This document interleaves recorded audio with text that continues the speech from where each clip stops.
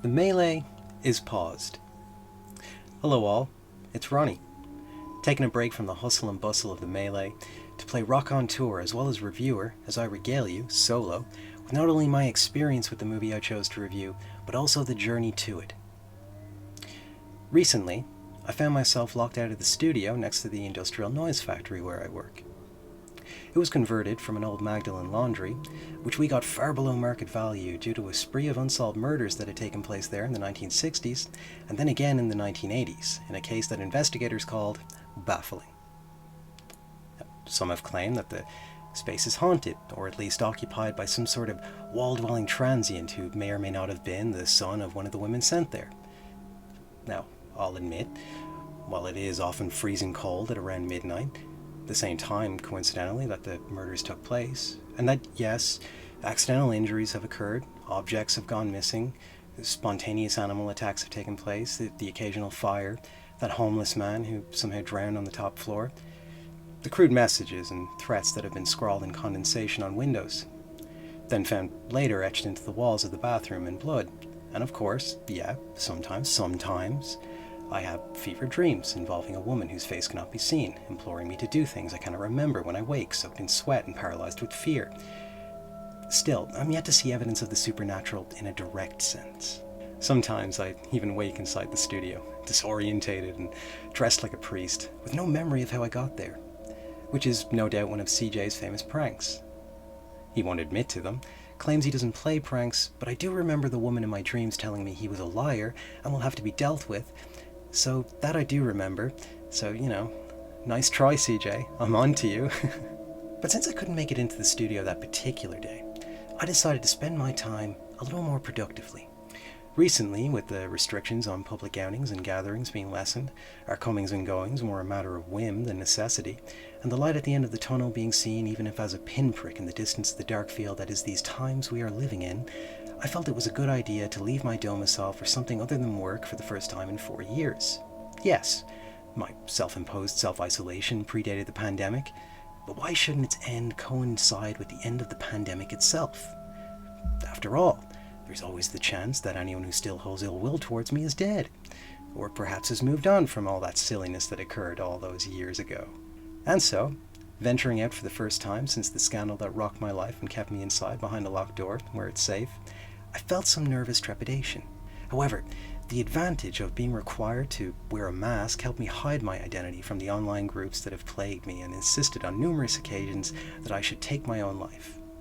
Yes, I've considered it, but not because they say I should. No, I wasn't vaccinated, but I felt if I wished hard enough, I would not catch the virus. Besides, the faceless woman in my dreams has assured me that I will die when she wants me to. And so, I decided my first outing should be celebrated with something I haven't done for a while, going to see a movie. Yes, I feel like that's all I've been doing for the last 2 years, but this time I was going somewhere to do it, as opposed to another room to shake things up, or to avoid the creeping feeling that someone is standing behind me. There never is, but sometimes I feel cold breath on my neck, no big deal. I do sometimes get seizures from this, but no doctor can explain why this happened, so I'm not worried. That's the thing this pandemic has taught me. Don't worry about the little things. I took the bus because legally I'm not allowed to drive due to an incident a few years ago in which I feel I don't need to go into any detail. Now, some would call my refusal to apologize to the surviving family members as an act of cowardice, but others might call it heroic. Standing up for what's right, if not for what's expected. Expectation is, in my opinion, another word for entitlement. And we all know how bad those are. But I do think the incident itself spoke to a larger problem in Ireland, the question of whether or not we're too politically correct. Anyway, to cut a long story short, that's why I take the bus. I wish I could say it was an uneventful journey, but unfortunately, it just wasn't my day.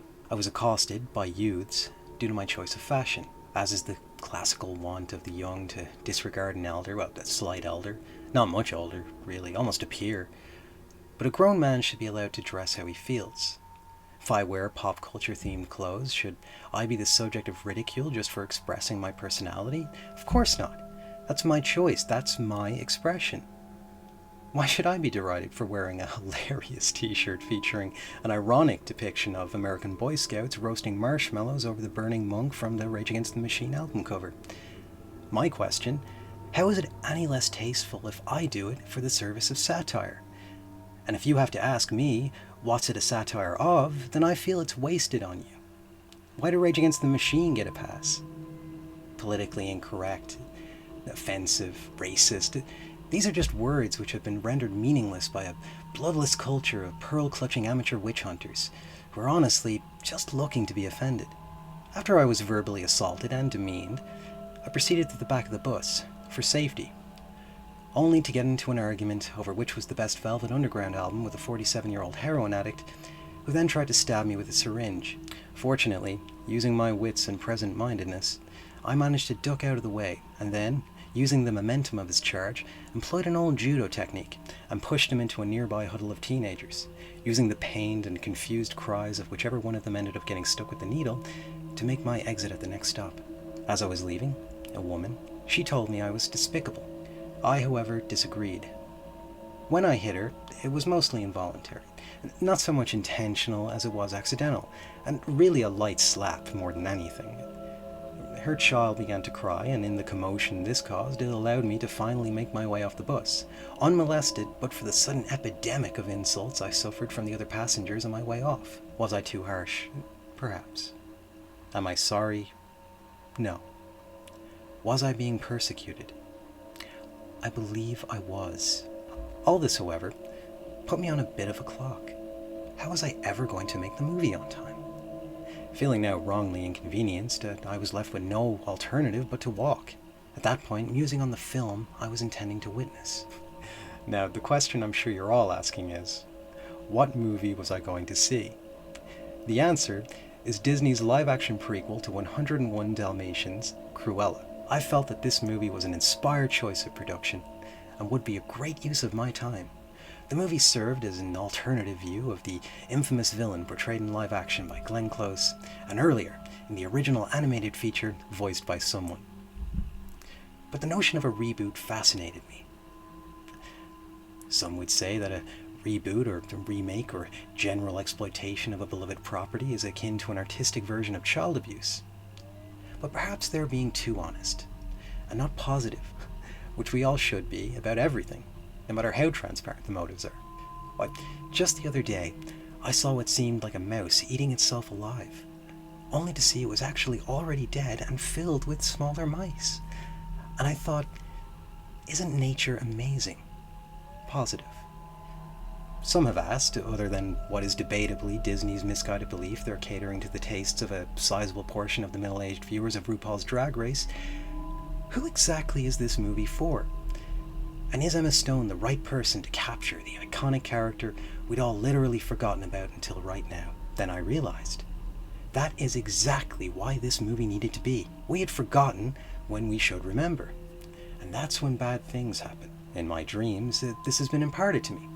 And that my role in a remake of sorts is to serve as a reminder, a celebration and a rejuvenation of a great work left unfinished by the hands of mortal men. I have no idea what that means, but in the context of a movie, I'm guessing it means not all remakes are inherently bad and can enhance the original as well as exploit it. Many have questioned the motivations and even the political implications of the Disney live-action remake trend that we've seen, from Beauty and the Beast to those other ones that are not Beauty and the Beast, that no one has seen, still make millions in countries run by dictators. Immoral? Perhaps. Greedy? There's no question. But unnecessary? Well, that's basically slander. This is the magic of movies, nothing more. These critics, they must be silenced, or made to feel their opinions are invalid. Not by engagement and debate, but only with open disdain and being tied to alt-right thinking, however tenuously. The one thing these audiences need is hope, which only a live-action remake of Mulan can deliver, inspiring people everywhere that man or woman, your government is right in all things and you owe it a debt of service. What these audiences, these critics, these people with opinions, fail to see is their own suppression of artistic vision. You see, vision can be anything. Sometimes it can even be a visual trace of someone else's work, done to the point of grotesque caricature or political propaganda, serving as a symbolic domination of one nation over another by dictating the contents of their artistic output. But could Cruella be lumped in with such flimsy arguments? This movie, this entirely necessary humanization of a villain from a decades-old cartoon, is simply elaborating on the mythos of the 101 Dalmatians universe, answering questions we've always asked, such as, what happened before the dogs? Is Emma Stone being punished for something? Why does the woman in my dreams address me only as a priest named Michael who died by suicide in 1970? Why does she accuse me of killing our child? These questions, these musings, were all part of my process as I made my way to the theatre. Unfortunately, I was hit by a car crossing the street, so in the end I missed the film. 2 out of 5 stars. Well, I think that's all the time we have for. Be sure to tune in next week when the screaming in my head telling me I'll pay for the pain that I've wrought may finally subside.